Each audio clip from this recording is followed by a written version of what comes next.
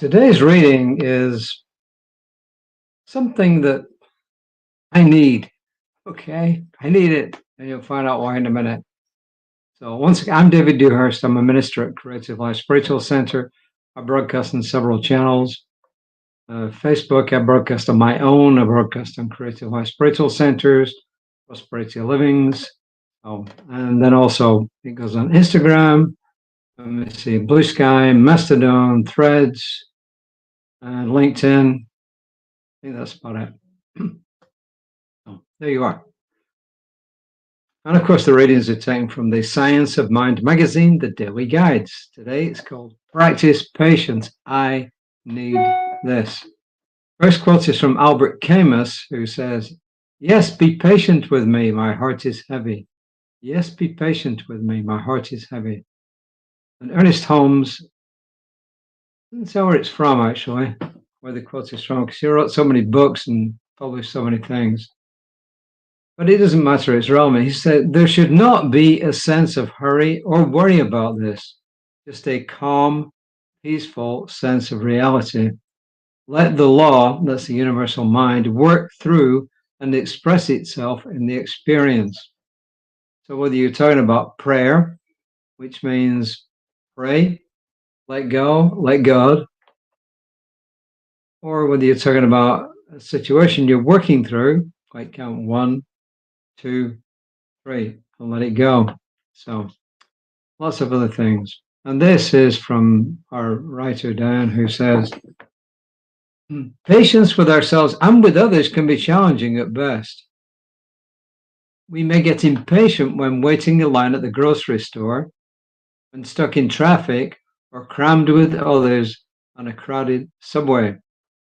We may get extremely impatient while on hold with service providers." Well, actually, I would say I get impatient with the stupid robotic systems these days, or the theoretical AI systems, but there we are. We may get extremely impatient while on hold with service providers, or we may find ourselves getting impatient with our children, our spouse, our co-workers, our friends, our relatives, or our neighbors. We might also get impatient with ourselves, wanting something that is not happening as quickly as we would like it. How do we practice patience? Years ago, I read that Buddhist monk Thich Nhat Hanh, who passed away, I think, 2 or 3 years ago, the great expert on mindfulness, said that he meditated while waiting at the airport. And our writer says, "At the time, I recall thinking how impossible that would be in the midst of so much noise, confusion, and hectic busyness." Then she says, "On my recent trip to New York City, I was in line at the airport help desk to see about a flight change. There was one woman in front of me. A man behind me was talking on his cell phone. He was trying to get assistance that way, and a group of people waiting behind him. I heard the flight attendant say, 'Next.' The woman in front of me didn't move. I thought she hadn't heard, so I gently tapped her on the shoulder to let her know someone was available to help. She spun around furious and barked at me that she knew perfectly well that she was next, and she was waiting for people to get out of the way."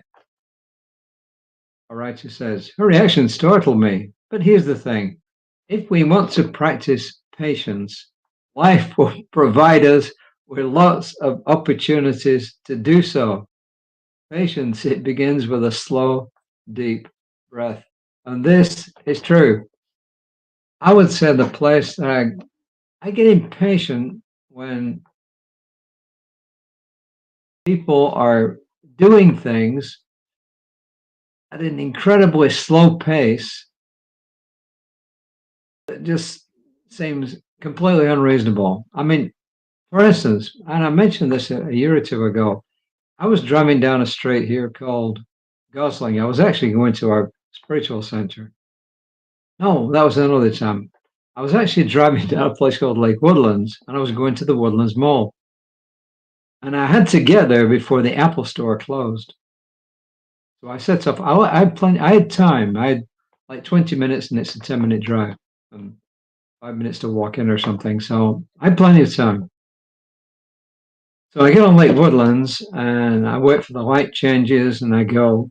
And then in front of me, Also, I acquired two people. It's a divided highway, 2 lanes each way. And in front of me ended up two cars. The speed limit is 40. They were doing 30. Yes, but they were going side by side at 30 with me and a whole bunch of other people behind them wanting to urge them on. I didn't toot the horn. I didn't toot the horn at them. I didn't do that. But I was getting really impatient.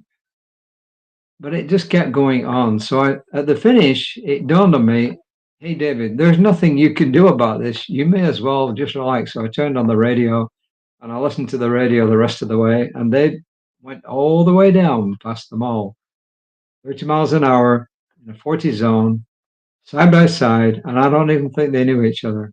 But it taught me lessons in patience. I've had others as well. In fact, I had some today on the road with people dilly-dallying. The one thing that I think needs to be changed here, because personally, I think it's dangerous. It's a proven fact that it's safer to pass on the left, at least if you drive on the right-hand side of the road. It's safer to pass on the left. It just is.